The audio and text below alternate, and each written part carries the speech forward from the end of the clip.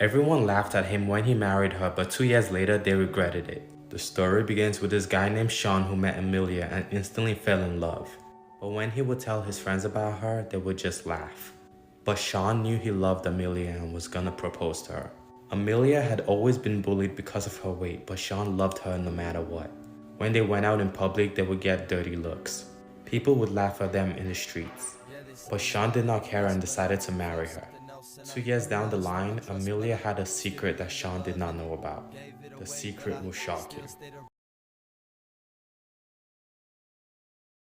This woman melted into her couch after her parents neglected her for over 12 years. On January 3rd, 2022, 36-year-old Lacey Fletcher was found naked and deceased on her parents' couch in Slaughter, Louisiana. Lacey had extreme social anxiety, severe autism, Asperger's, and other mental health issues. She attended Brownfield Baptist Academy up until the 9th grade, and then she was transitioned into homeschooling. Lacey's parents, Sheila Fletcher and Clay Fletcher, were her legal caretakers, but they literally watched as their daughter was dying. Lacey was left to melt and rot into her couch for years until she passed away. She was only 96 pounds when she was found, and she was covered in feces, urine, maggots, and insect bites. Her hair was knotted, matted, and filled with maggots, while fecal matter was all over her face and body. Lacey's bottom had ulcers and bacterial infection from all the urine and feces that was left there for who knows how long. The couch eventually began to melt away along with her skin, which then created this hole. Lacey's cause of death was from severe medical neglect, which led to chronic malnutrition, acute starvation,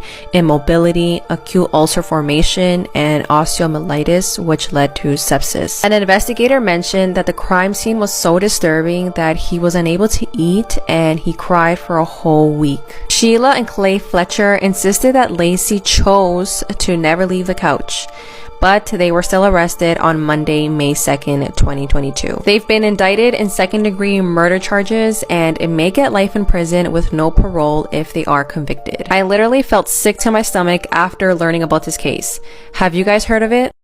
What are some of the craziest things people have confessed to at the end of their lives? In this series, I'm sharing some of the craziest ones I found. And I cover all sorts of spooky and true crime stuff, so follow along. So in 2004, Geraldine Kelly was dying of cancer. Her daughter was there by her side, but this was particularly hard on her daughter because her father, Geraldine's husband, had passed away in a motor vehicle accident years prior.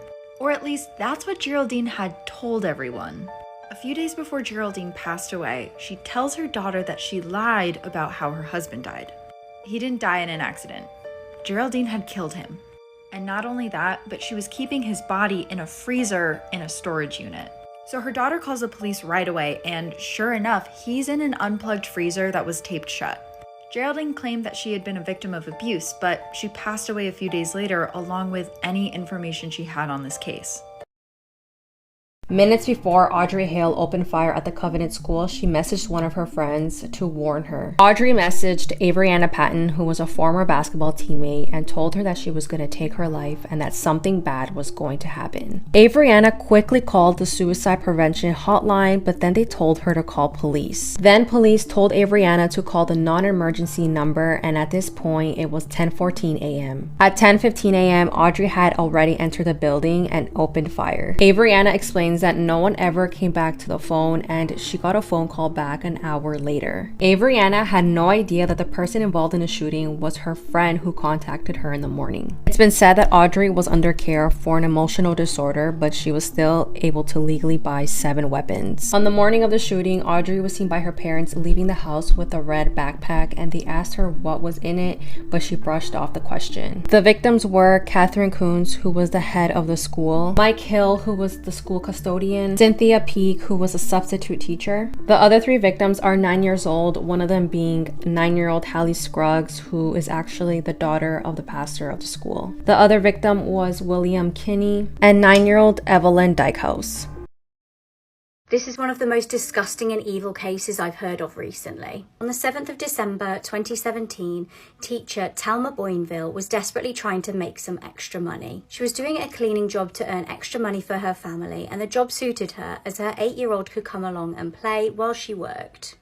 This was really handy as it meant she didn't have to fork out for childcare. She set out cleaning some holiday homes on the day in question, and her daughter waited in the car. The spot was a lovely scenic place called Kelky Beach. However, instead of walking in on a normal holiday rental to clean, she walked into a nightmare. Stephen Brown and his girlfriend Hayley Dangerand were in the middle of robbing the place. They were scouring through drawers and wardrobes, hunting for valuables to steal. With Telma walking in, their plan had been foiled. They decided they needed to dispose of their only witness. The evil pair tied up the mother, whose daughter waited unsuspectingly in the car outside. They used a machete, a knife, and a hammer to murder the innocent woman. But the horror was far from over. They exited the holiday home and came across Telma's young daughter waiting in the car. They callously told the young girl, "We killed your mum," and then bound her up and gagged her. Sickeningly, they then took the 8-year-old into the home where they'd killed her mum and left her there tied up. The 2 Australian tourists who were renting the holiday home then came back and found the crime scene. The 2 killers were tracked down hours later in Telma's car, which they'd stolen and driven off in. Hayley was actually wearing her victim's earrings at the time. They actually begged for the officers to just shoot them and end their lives, but they wouldn't get away that easily. Telma's husband, Kevin, wasn't actually allowed to see his wife's body due to the extent of her injuries. The autopsy revealed that she'd fought for her life, with many defensive wounds indicating a struggle. Since the murder, Stephen and Hayley have both tried to blame each other. Stephen was found guilty of second-degree murder and apparently showed no emotion as the verdict was read out. Hayley is currently awaiting trial.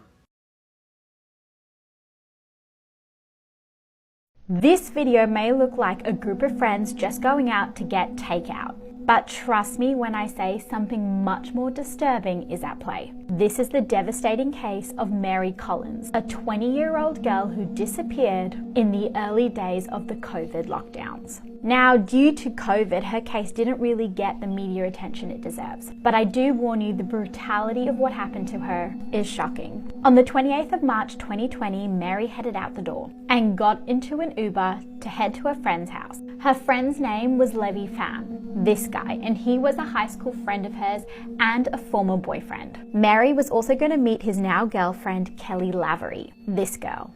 Now, Mary was special needs and she actually had a syndrome that impaired her ability to move around, but she was lonely. And so when Lavi and Kelly asked her to go hang out with them, she thought they were just being friendly. Now, it's important to note that when she got there was another guy present. This guy, James Solano. Now, all of them sort of went out to go get sushi, and that was the video you saw posted by Levi. You can see them walking into his apartment. You can see them all walking to the apartment, but sadly Mary would never walk out. Now, Mary's family knew she'd gone out to meet some friends.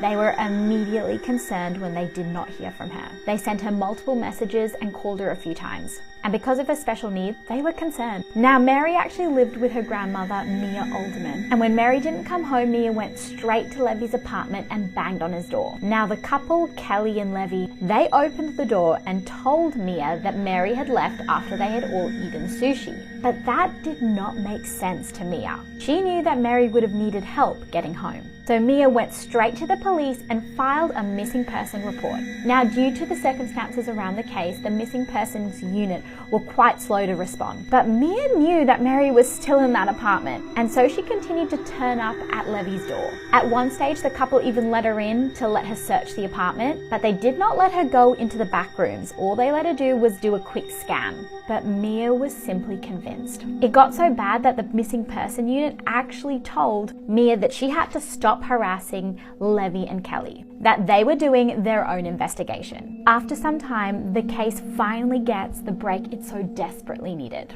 Uploading part 2 now.